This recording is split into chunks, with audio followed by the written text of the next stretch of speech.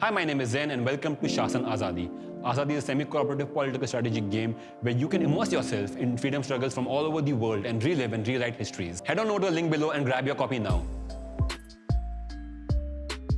In Azadi, you are revolutionaries trying to free your country from the grips of a tyrannical imperial power. You must work together to build the revolution's momentum and gain Azadi, every individual's birthright. But the oppressors will not go down easy. Freedom is not guaranteed. If you succeed, remember, only one of you will emerge as the leader of your new nation. Who will win and what will freedom cost? Your first objective is to gain Azadi. You will do so by triggering and resolving Azadi cards before the time runs out. If you are successful, your next objective as politicians is to win the first democratic election of the nation. You will do so by influencing voters and forming majorities. After gaining Azadi, the game ends when all possible majorities have been formed. The player with the highest number of majority voters wins the game. If, however, you're unable to gain Azadi before time runs out, the Imperials will continue the reign of terror and everybody loses. Each player selects a player mat, the corresponding voters, Dissent mat, markers and tokens. Place the HQ mat, the public reserve, the glory marketplace and the Imperial arms around the play area. Shuffle and place a seal on each space of the Imperial arms mat except for the bottom row. Select your campaign and shuffle the Ideology cards and Azadi cards well. Look at the rulebook to set your difficulty level for this playthrough. Place the Azadi cards on the right of the Imperial arms mat. Place the momentum marker on the Imperial arms annex. Place the fuse inside your deck of Ideology cards as per the difficulty level. All players now vote for who goes first. In the case of a tie, vote again. You cannot vote for yourself. Player 1 takes any one resource from the public reserve. Player 2 takes any two resources and so on. Player 1 now lays down the capital face down in the center of the play area. In clockwise order, every following player must place a 7-13 zone each. While placing a zone, it must be adjacent to two other zones. Draw 3 voter cards and place them on the HQ mat. We are now ready to play SHASN Azadi. If you've already played the original SHASN, jump to this timestamp, otherwise keep watching. Begin your turn by answering an ideology card. The player before you draws the topmost ideology card and reads the question and answers out to you. Tell the people what you stand for by choosing one of the two answers. Your choice will earn you a combination of resources. Tuck the ideology card under the player mat and earn the resources on it, and also level up your ideologue. Your movement is fueled by 4 resources: funds, clout, media and trust. Use these to build your revolution. At any point in the game, the HQ mat is going to have 3 voter cards open on it.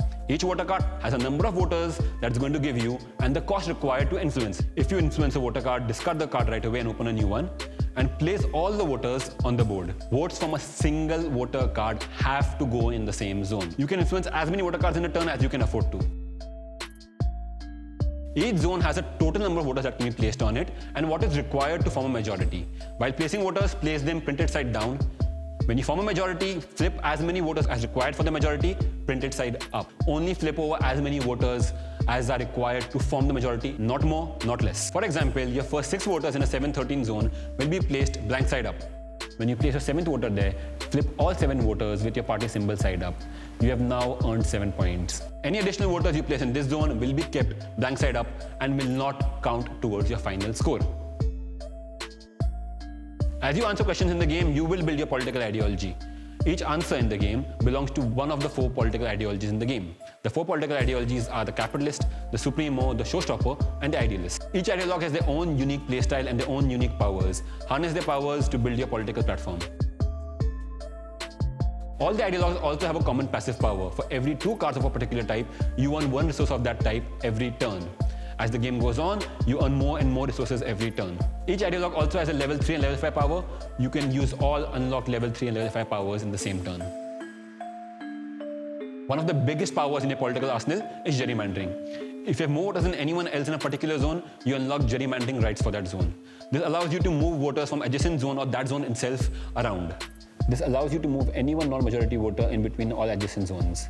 Move a voter from an adjacent zone into this one. Move a voter from this zone into an adjacent one. Move a voter from an adjacent zone into another adjacent zone. Use gerrymandering wisely to consolidate your own position or to disperse your opponents. And like Nidhi Shetty once said, when you can gerrymander, gerrymander. SHASN players have jumped to this timestamp from earlier. There are no headlines, no conspiracies, no volatile zones. All the other rules so far remain the same. Now, welcome to the revolution. Now, before you can contest your own elections, you have a much bigger problem, the Imperials. You can take them on in one of two ways, either forming a majority on any one zone or entering a frontline area. Doing so will trigger an Azadi card. The Azadi cards are the battleground of your revolution. Each Azadi card is a unique event from history.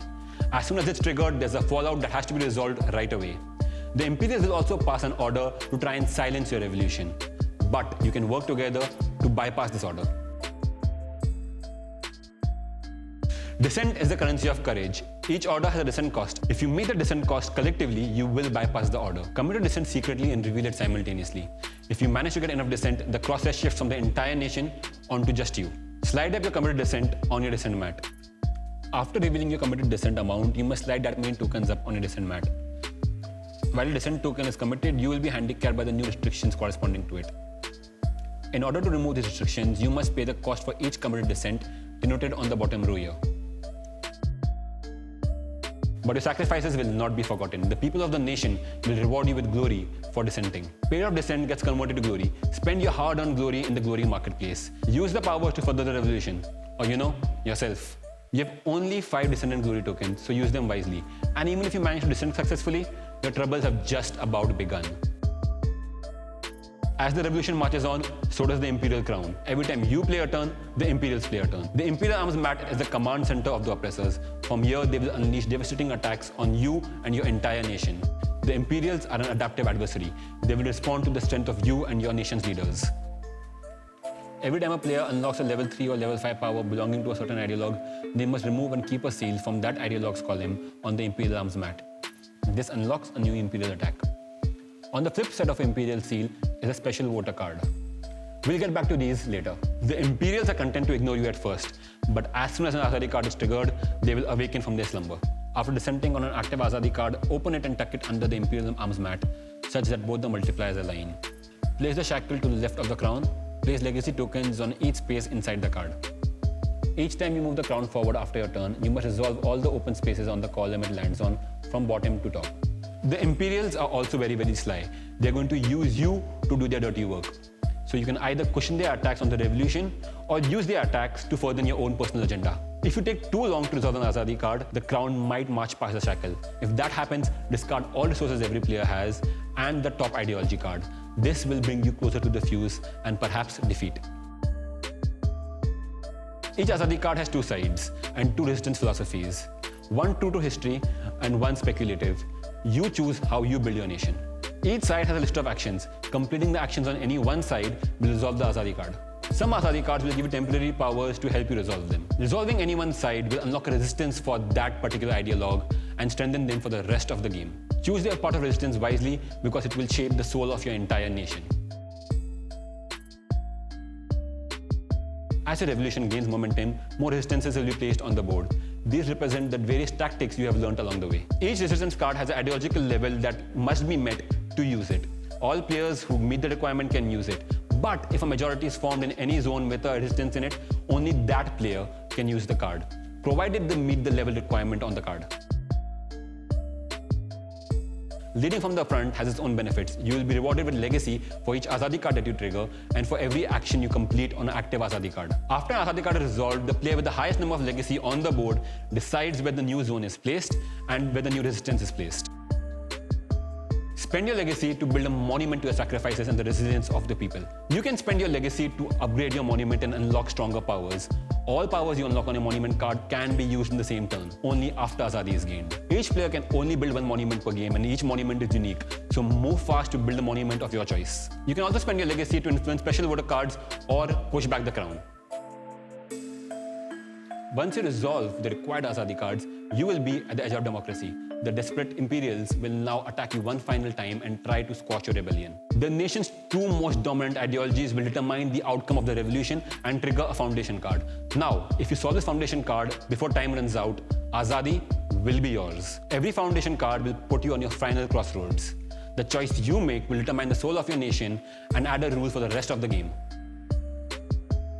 Now that you have gained Azadi, it's time to clean up the Imperial mess. Place the completed side of your foundation card on the stack of Azadi cards. This new rule based on the soul of your nation now comes into effect for the rest of the game.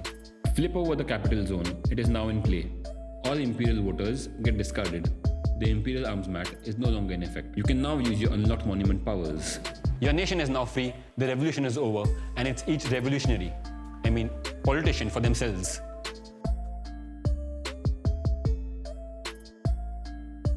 The game ends when every majority in every zone has been formed.